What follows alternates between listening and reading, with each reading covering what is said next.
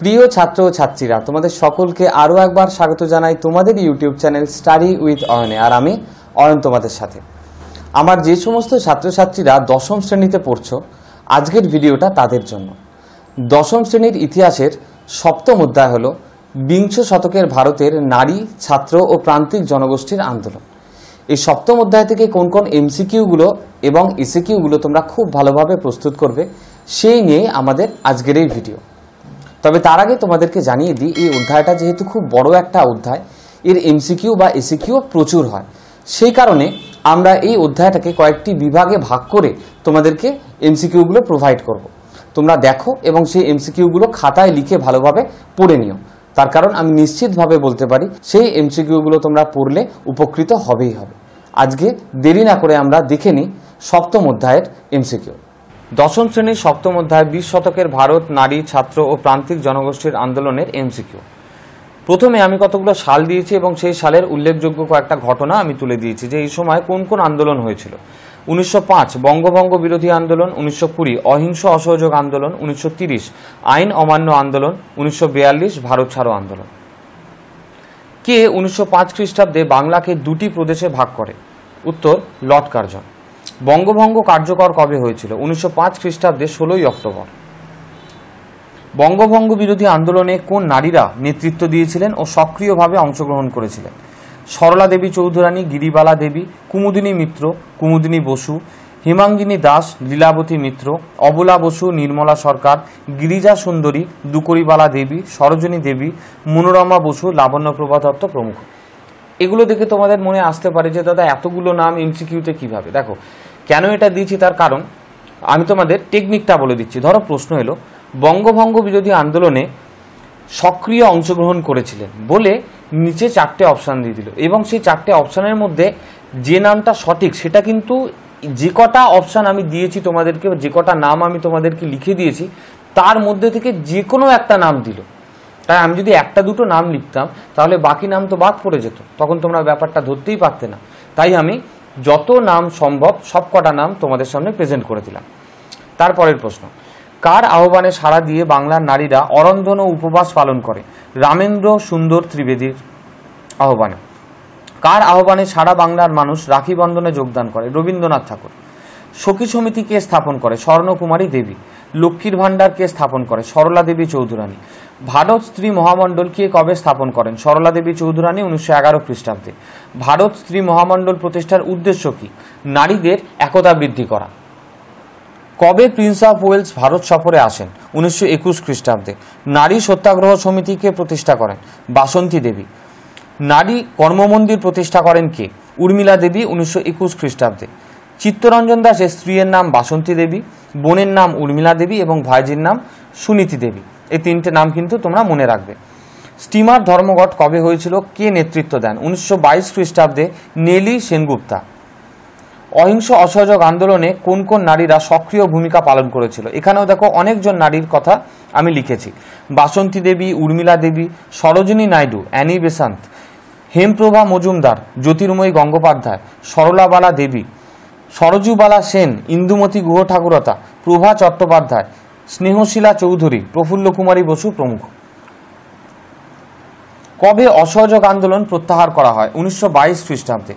ভারতের প্রথম ছাত্রী সংগঠনের নাম কি? দীপালি সংঘ। কবে কোথায় দীপালি সংঘ প্রতিষ্ঠা হয়? 1923 খ্রিস্টাব্দে ঢাকায়। কার উদ্যোগে মহিলা রাষ্ট্রীয় সংঘ স্থাপিত হয়? লতিকা ঘোষ ও প্রভাবতী বসুর উদ্যোগে। যতীন দাস কত খ্রিস্টাব্দে মারা যান? 1929 খ্রিস্টাব্দে।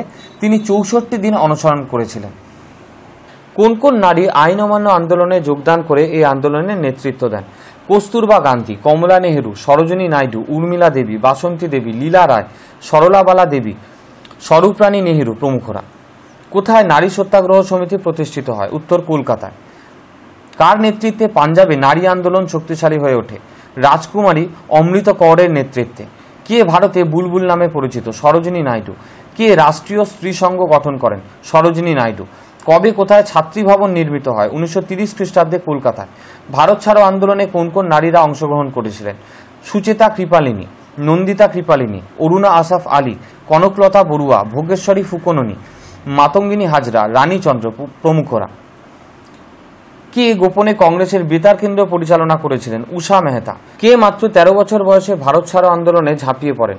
কনকলতা বড়ুয়া। কার নেতৃত্বে কোথায় তাম্রলিপ্ত জাতীয় সরকার গঠিত হয়? সতীশচন্দ্র সামন্তের নেতৃত্বে মেদিনীপুরে তমলুকে। গান্ধীবুড়ি নামে কে পরিচিত? মাতঙ্গিনী হাজরা। কে মেদিনীপুরে তমলুক থানা অভিযানের নেতৃত্ব দিয়ে পুলিশের গুলিতে মৃত্যুবরণ করেন? উত্তর মাতঙ্গিনী হাজরা। দীপালি সংঘ কে কবে প্রতিষ্ঠা করেন? লীলা নাগ রায় 1923 খ্রিস্টাব্দে ঢাকায়। দীপালি সংঘের দুজন মহিলা সদস্য কে কে ছিলেন? প্রীতিলতা ওয়াদ্দেদার এবং কল্পনা দত্ত। কোন মহিলা প্রথম ঢাকা বিশ্ববিদ্যালয় থেকে MA ডিগ্রি লাভ করেন? উত্তর লীলা নাগ রায়। কে কবে দীপালি শিল্প প্রদর্শনী চালু করেন? লীলা নাগ রায় 1924 খ্রিস্টাব্দে। দীপালি স্কুল, নারী শিক্ষা মন্দির, শিক্ষা ভবন কে প্রতিষ্ঠা করেন? উত্তর লীলা নাগ রায়। কে কবে দীপালি ছাত্রী সংগঠন প্রতিষ্ঠা করেন? লীলা নাগ রায় 1926 খ্রিস্টাব্দে। ভারতের প্রথম ছাত্রী সংগঠন কোনটি? দীপালি ছাত্রী সংঘ। লীলা রায় কোন পত্রিকা প্রকাশ করেন? জয়শ্রী পত্রিকা 1931 খ্রিস্টাব্দে। কে ফরওয়ার্ড ব্লক দল গঠন করেন? নেতাজি সুভাষচন্দ্র বসু।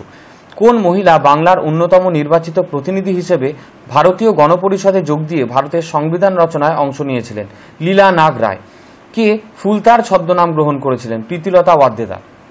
চট্টগ্রাম অস্ত্রাগার লুণ্ঠন কবে হয়? 1930 খ্রিস্টাব্দে 18 এপ্রিল।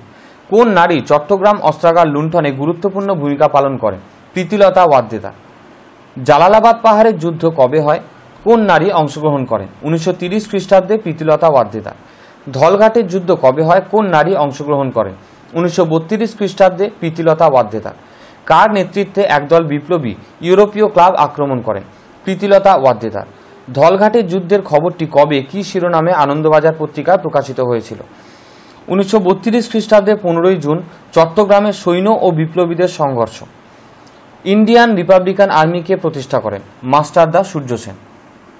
চট্টগ্রাম অস্ত্রাগার লুণ্ঠনের ঘটনায় যুক্ত দুজন বিপ্লবী হলেন কারা কারা? অনন্ত সিংহ এবং গণেশ ঘোষ। কল্পনা দত্ত বিস্ফোরক দিয়ে গান কটন তৈরি করে তার বিস্ফোরণ ঘটিয়ে বন্দী বিপ্লবীদের আদালত থেকে পালানোর সুযোগ করে দেওয়ার পরিকল্পনা করেন। তার এই পরিকল্পনা কি নামে পরিচিত? উত্তর ডিনামাইট ষড়যন্ত্র। চট্টগ্রাম অস্ত্রাগার লুণ্ঠন মামলায় কাদের ফাঁসি হয়? মাস্টারদা সূর্য সেন ও তারকেশ্বর দস্তিদার। চট্টগ্রাম অস্ত্রাগার লুণ্ঠন মামলায় কার যাবজ্জীবন কারাদণ্ড হয়? কল্পনা দত্ত। কবে কল্পনা দত্ত কারাগার থেকে মুক্তি লাভ করেন? 1939 খ্রিস্টাব্দে।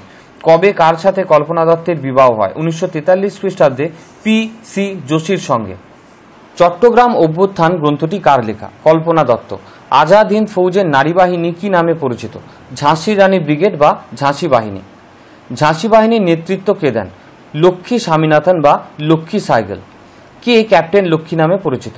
লক্ষ্মী সাইকেল। কতজন মহিলা এই বাহিনীতে যোগ দেন? প্রায় 1500। ঝাঁসি রানী ব্রিগেড হাবিলদারের দায়িত্ব কে নেন?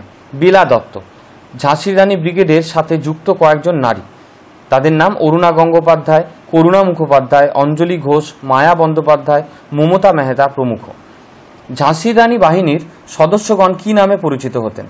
রানী। গোলদিঘির গোলামখানা কোন বিশ্ববিদ্যালয়কে বলা হতো? কলকাতা বিশ্ববিদ্যালয়। কে কবে ডন সোসাইটি প্রতিষ্ঠা করেন? সতীশচন্দ্র মুখোপাধ্যায় 1902 খ্রিস্টাব্দে। কে ছাত্রদের বঙ্গভঙ্গ বিরোধী আন্দোলনে স্বনিয়োজিত প্রচারক বলে অভিহিত করেছিলেন? সুরেন্দ্রনাথ বন্দ্যোপাধ্যায়। কবে কারা কেন্দ্রীয় ছাত্র সংগ্রাম কমিটি গড়ে তোলেন? 1905 খ্রিস্টাব্দে 31 জুলাই কলকাতার বিভিন্ন কলেজের ছাত্র প্রতিনিধিরা। সরকার ছাত্র আন্দোলন দমন করার জন্য কোন কোন দমনমূলক সার্কুলার ঘোষণা করে? কার্লাইল সার্কুলার, পেডলার সার্কুলার, নিয়ন সার্কুলার প্রভৃতিগুলি ঘোষণার মাধ্যমে সরকার ছাত্র আন্দোলনকে দমন করার চেষ্টা করেছিল। এই MCQগুলো যেগুলো তোমরা এতক্ষণ ধরে দেখলে, এগুলো দেখে অনেকের কিন্তু মনে হতে পারে যে দাদা এতগুলো প্রশ্ন আমরা কিভাবে করব। দেখো, আমাদের প্রচেষ্টা হচ্ছে যে তোমাদের এই অধ্যায় থেকে কোন কোন MCQ বা ECQ খুঁটিয়ে খুঁটিয়ে আসতে পারে তার একটা সামগ্রিক ধারণা দেব। এবং এই যে এতগুলো প্রশ্ন, আমি এই প্রশ্নগুলো দেওয়ার মাধ্যমে তোমাদেরকে এই জিনিসটাই বোঝাতে চেয়েছি যে এতগুলো MCQ বা ECQ এই চ্যাপ্টার থেকে হতে পারে। অর্থাৎ এইগুলো যারা সব কটা MCQ এবং ECQ যে খুব ভালোভাবে প্রস্তুত করে রাখবে, সে যে কোনো MCQ বা ECQর উত্তর দিতে পারবে। কিন্তু যারা একটু পিছিয়ে পড়া বা যারা একটু দুর্বল, তাদের হতাশ হওয়ার কোনো কারণ নেই। কারণ এই প্রত্যেকটা অধ্যায় থেকে আমরা যেগুলো অত্যন্ত গুরুত্বপূর্ণ MCQ বা অত্যন্ত গুরুত্বপূর্ণ ECQ, সেগুলো নিয়েও ভিডিও খুব শীঘ্র আনতে চলেছে। তাই তোমরা একদম হতাশ হও না, একটু অপেক্ষা করো। দেখবে তোমাদের সেই অপেক্ষার সুফল তোমরা নিশ্চিতভাবে পাবে।